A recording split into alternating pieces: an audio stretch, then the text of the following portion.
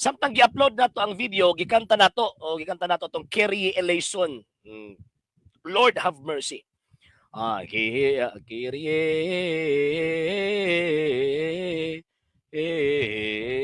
eleison, di ba? Ginoo kaluy kami or Lord have mercy.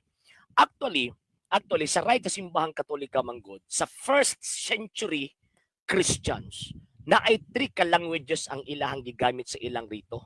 3 ka languages, particularly sa Western Church, sa kaning Roman Rite, 3 ka languages na ay Latin, na ay Greek, na apod siya gitawag og Hebrew. 3 ka language na. So, sa part sa gitawag og Roman Rite, ang Greek language gigamit lang dito kadtong Kyrie eleison.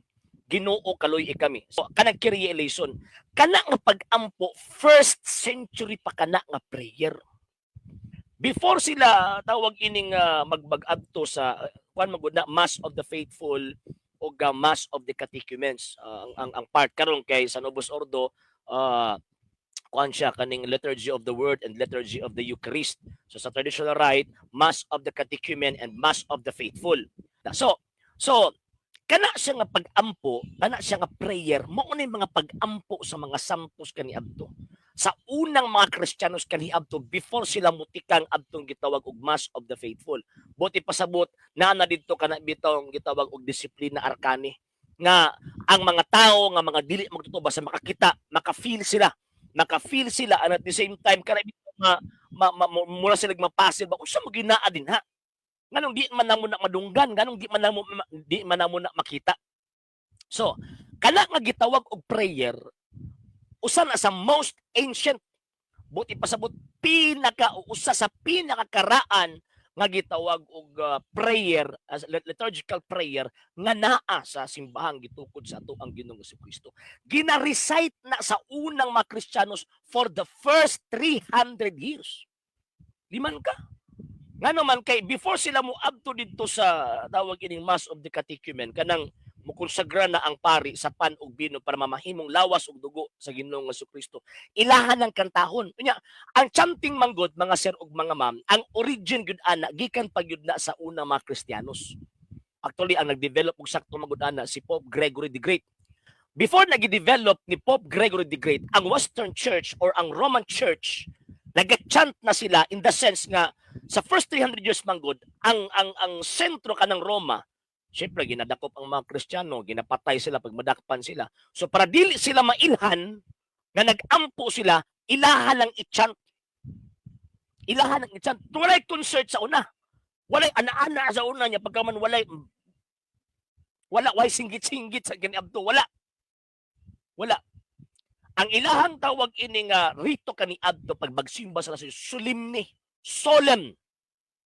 Solemn ang ilang right pag makikistorya sila sa Ginoong Diyos. So karon, i-chant na nila. Nga naman kay, unsa may purpose kanang i-chant na nila, ang kanang chanting, kung sa ato pa, kanang mingon ng pari, Dominus Boviscum, sa Novus Ordo, ang Ginoo maanaa ninyo, di ba? Mo man atong madunggan sa tawag ining matag misa. Kana siya nga paagi ancient na. Buti pasabot mo na ginahimo sa unang mga Kristiyano kanadto. Nganong ingon ana man gihapon ang implementation sa mga pari karong panahon na. Ngano man kay kining maong simbahan na bisag daan ta sa 2025. Bisag naan na ta sa 2025, connected gihapon ta sa first century Christians. Connected gihapon ta didto. Muna nga di na matangtang kana nga gitawag og mga tradisyon. Nga naman kay kana ilhanan, mao na siya ang lama, kumbaga. Mao na siya ang lama sa pagka-Kristiyanos. Mao na siya ang lama kung di nimo na makita sa usa ka simbahan nga nagpailang gitawag og Kristiyano. Dili na Kristiyano, tanawan ning Greek churches. Tanawa sila, di ba? Gikan sa pagsugod chanting na hangtod na mahuman. Di ba? Mo na ginagamit sa ato ang kwan, mo na ginagamit sa ato ang mga amigo nga mga tawag ini mga sulpot, kini mga ungo na tong mga amigong sulpot ba. Mo na gigamit nga ang Katoliko, ang Roman Katoliko lahira kay ang nauna ang Eastern churches. O tanawa sila mag-ampo ang Eastern churches. Tanawa sila. Naay similarity sa Western Church. Naay similarity. Nga naman tungod kay pag mag-ampo sila, chanting yun na. Nganong i-chant man nila, kay ang reason ana for the first 300 years, para dili sila madakpan, kay nagtuo man tong mga sundalo, katunas gobyerno nga, nanganta lang sila. So muagi ra, nanganta na sila, muagi ra gyud na sila, muagi.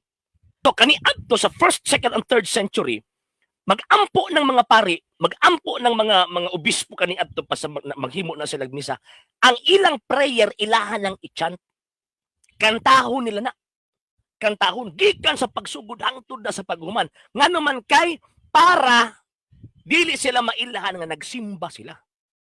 So kadto mga sundalo nga mumuagi nya di man nila antara man na sila. Si agi na ta. Siyempre kanang mga tawag ining mga pagano kaniadto ilang respeto ang ubang mga sekta sa mga pagano kaniadto pero di nila makuan ba ang tawag ini nga Kristiyano. Ano na nila kantara na sila.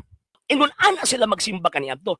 And at the same time, ang mga pari kaniadto ba sa magmisa, most of them labi nagkatong grabe na mag-launch na og general persecutions ang tawag ini mga emperors, magtago-tago sila sa katakumba. Sagad maghimo sila sa misa. Maghimo sila sa misa didto ibabaw sa lubong sa kining mga martir sa mga Kristiyanos.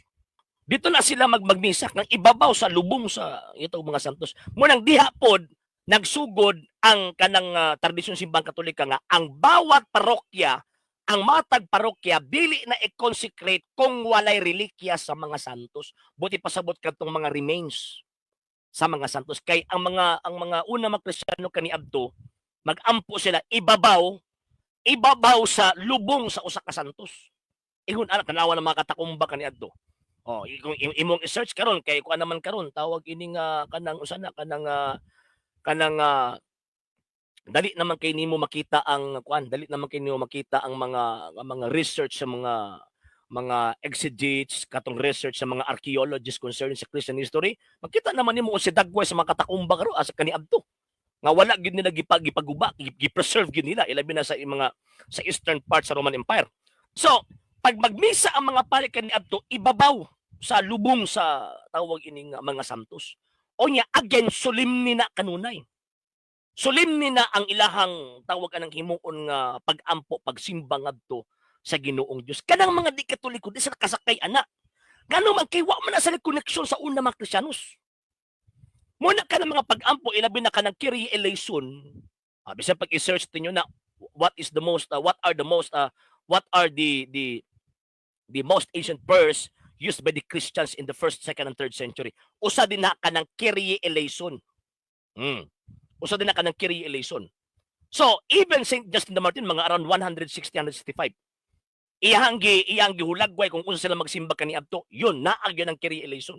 Diha po na-develop og sakto ang tawag ining pag-sign of the cross. Diha develop. Nga naman, kaya sa Western Church, mga sir ug mga ma'am, sa Western Church, siyempre kay nagtago-tago man sila. So ang mahitabo kay para makita nila para mahibaw-an nila or makita nila kanang ilang kasugat or ang ilang kaistorya, Kristiyano na manguros na sila. Pag mutubag pud ang ilang kaistorya sa pagpanguros pud magginaksanay na sila. Sa west na sa Rome. Kung imo pong tan-awon diri sa Eastern kanang isda. Di ba? Kabantay mo na at mga estudas to mga pari, di ba? Kanang ilahang mga alba, kanang ilahang tawag ini mga kasulya, di ba na ay emblem ng isda. Kana kay ang isda ana sa Greek kay gitawag na sa iktos. Bawat letra ana gitagaag kahulugan sa mga Kristiyanos.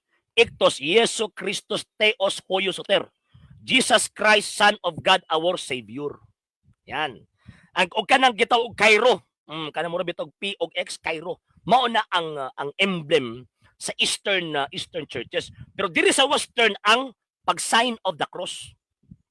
So ingon ana sa kaniadto para mahibaw-an na kining balaya Kristiyano ni kining tawhan nga akong kasugat Kristiyano ni mag-sign of the cross na sila. O nya ulahin nga gi-incorporate sa prayer ang sign of the cross. And according sa traditional teaching, kanang pag-sign of the cross nagsugod na mismo kang San Pedro. Sa hindi pa po nakapag-follow sa mga pages po natin, i-follow niyo po yung mga pages po natin, RJ Horolanciano II TV, Argumento page, Kuya Apologist TV page and RJ's Vlog 2022. And pwede rin po kayo mag-send po dyan ng Facebook stars. And also, sa atin po mga channels, sa hindi po nakapag-subscribe, subscribe po ninyo yung mga channels natin, Dalay Catholic, Apologist International Official, RJ Sano II TV, Kuya Apologist TV, and Barrio Kawayan Religious Forum.